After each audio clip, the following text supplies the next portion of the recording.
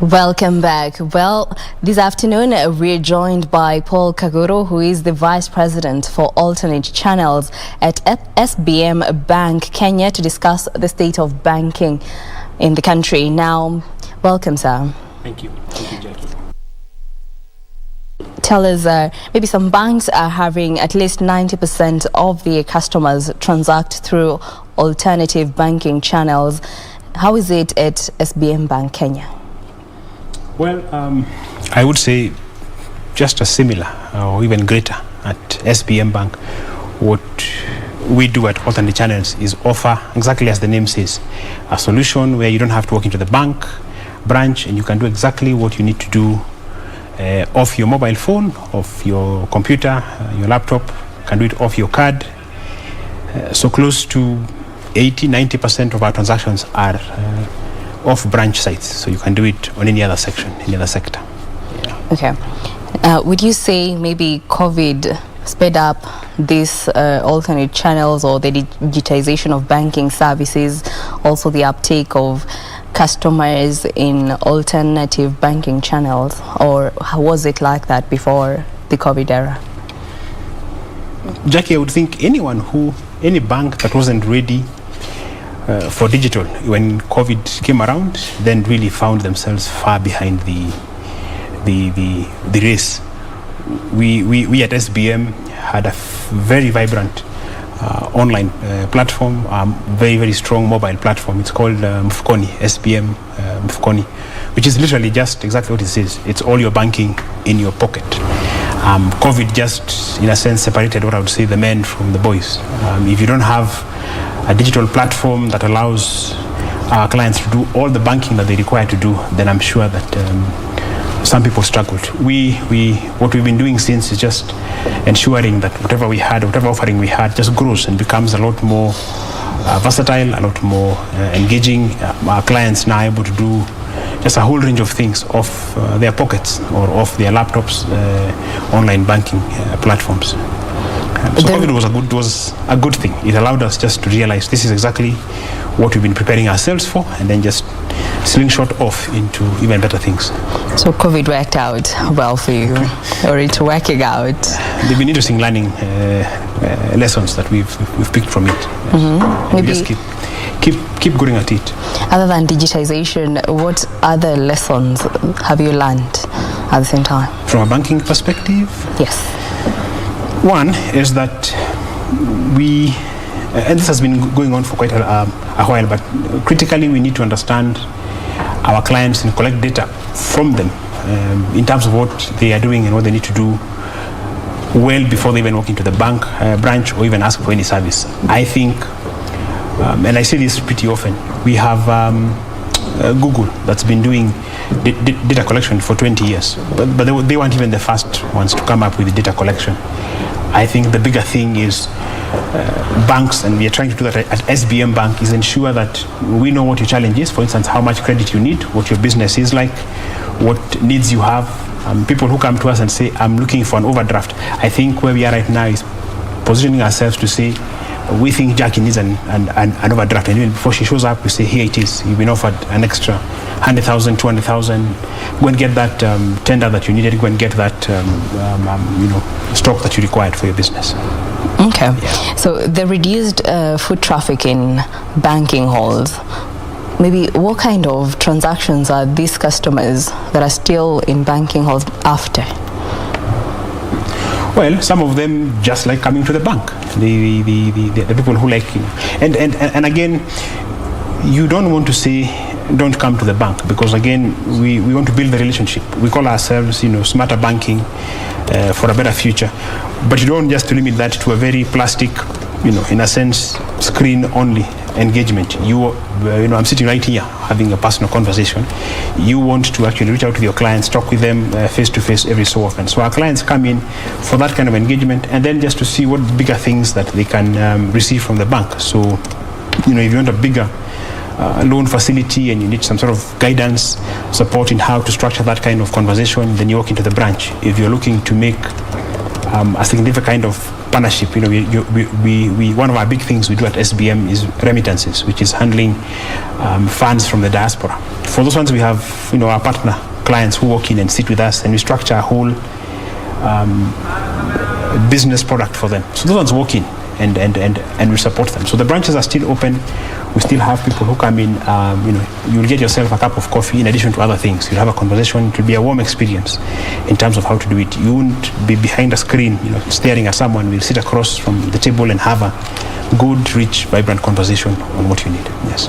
In terms of security, maybe how secure are services offered online by the bank?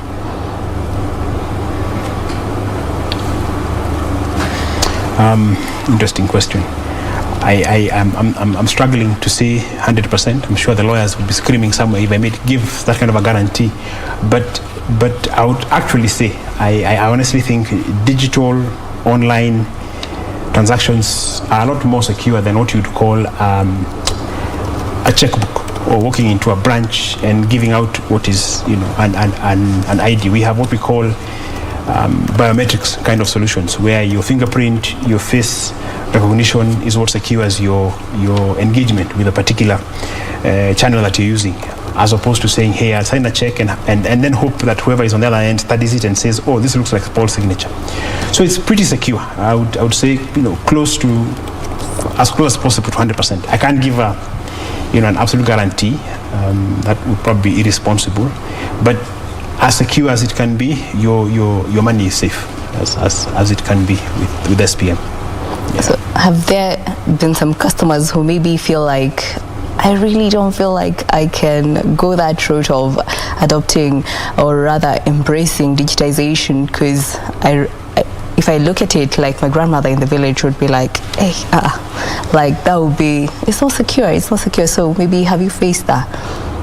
We have, we have, and I think even for people of that age, it's just how you structure your particular solution. If it's too difficult to get onto the platform, if it's too complicated to do your transaction, then yes, it becomes hard. And what we do at SBM, what I strive on an everyday basis is that you're in as few steps as possible. Your login process, your putting in your authentication is as quick and as seamless as possible. So then you're actually doing what you came in to do. Your banking is as versatile and as agile as it needs to be. Now, I have a picture of my parents-in-law, and they are closing in on 80 years old, and they are on their mobile phones, which is kind of interesting, because if that journey has been solved for that particular thing, then I can solve it also for banking. So we are able to solve even for the very old, and maybe even very soon as young as 3 months. So maybe what are you doing to stay ahead of your competitors at SBM Bank? Are you sure you want me to share my secrets? A little. I assure you.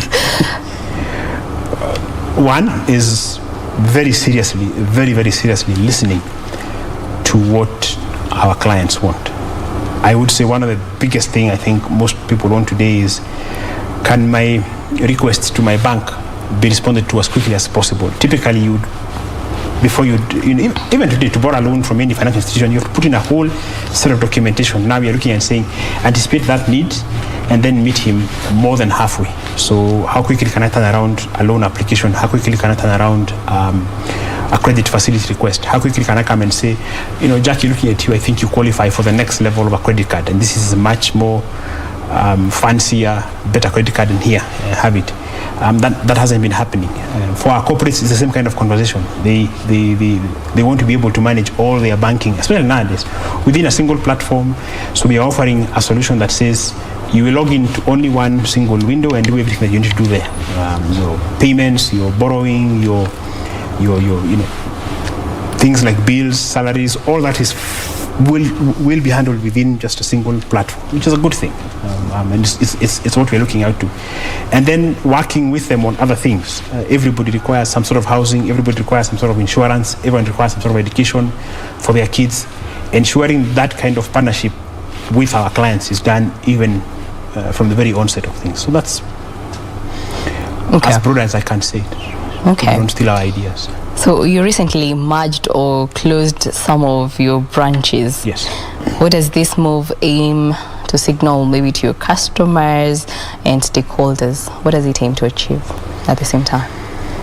Part of it was for optimization purposes. It's looking at where a particular branch is and saying, this branch is fine, but it could do a lot better in a different location, or we could serve our clients in a far much better way if we moved this to a place that's a bit more open, cleaner, better accessible, and some of that is because, like now, a good chunk of Mombasa Road is under construction, and you would have an outlet that sits in a place where it was good then, and then now it's not. So we are moving it to a better place. So that's pretty much how you think through some of these things.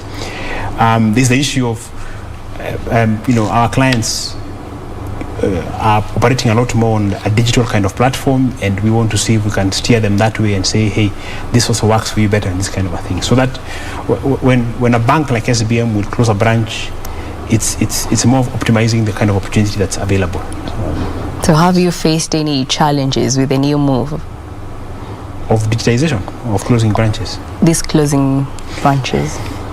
We did handle our clients quite well, even before we actually said, now let's close. So what you do is you engage, have a conversation, try and see, does this work for them as well as possible? I mean, we don't wake up one day and say, oh, sorry, we've closed this particular branch. We will engage with you. We'll have a conversation. You'll be told, beginning in another 3, 4, 5 months, this is going to happen and this is why.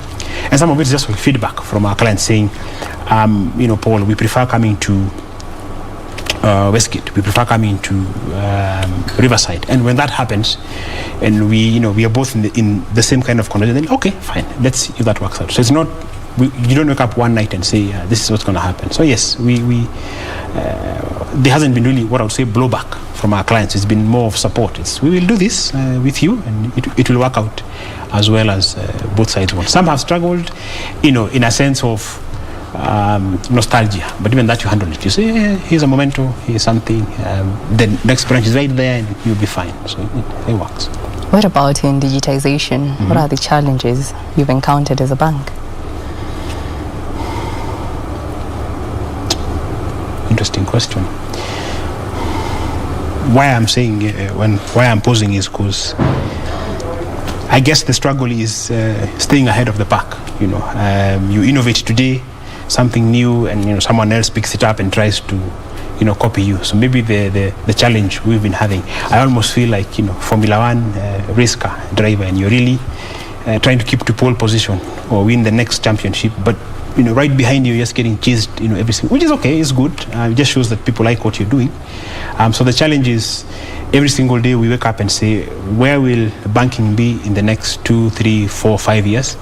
And then anticipate for that, plan for it, and make provision for it, even as you handle today's challenges. So that's been a pretty big thing.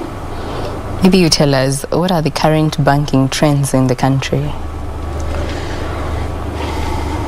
If you're not providing banking services off your phone, I don't know if you're being able to do it. I think 90% of anyone in this country requires some sort of credit facility, and they require it very quickly. If you don't provide that, you have a challenge in terms of how you're doing your banking. The other one is AI, artificial intelligence, which is the next big thing. In fact, it is probably the big thing right now.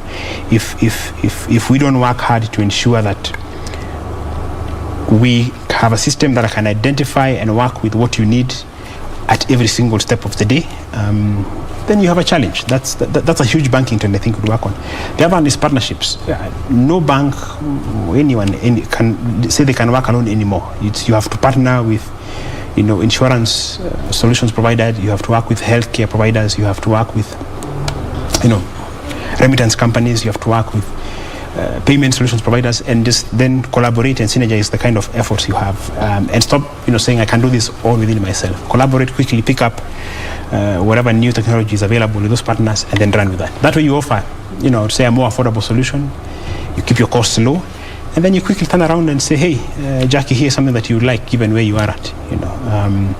Even companies like airlines and the like, you can quickly say, you can buy your ticket off the SBM platform, or you can buy your insurance off your mobile phone on the SBM Mfukoni platform. So that's what I think. Those three things are critical, banking trend of the future.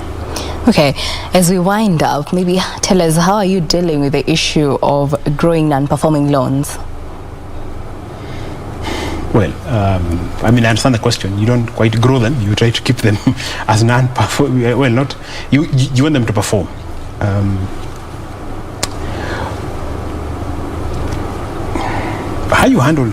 How I think, and it's not my key area in what I do at the bank, but again, part of what I think about non-performing loans is how much engagement do we have with a particular client? How often do you sit down and say, hi Paul, I think you're struggling with your loan. Can we restructure it? Can we have an engagement on what can be done to make it work out? And sometimes it's, like last year was COVID, and COVID just made things a bit difficult for our clients. And we're able to call most of them and say, hey, come, let's talk, let's have a conversation. If you're struggling, let's see what we can do about this. So again, a lot of personal engagement, and that's when branch visits become even more critical. You remember where your best branch is, and you go and have a conversation with your branch manager, and they're open to have this kind of conversations. And so you reduce, the what you'd call non-performing or restructure, and it's worked out. A good number of our clients have said, okay, I think I can keep up, with this kind of a thing.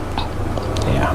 Okay, well, thank you so much for gracing us here at Lunchtime News. That was Paul Kaguru, who is the Vice President at the SBM Bank, Kenya.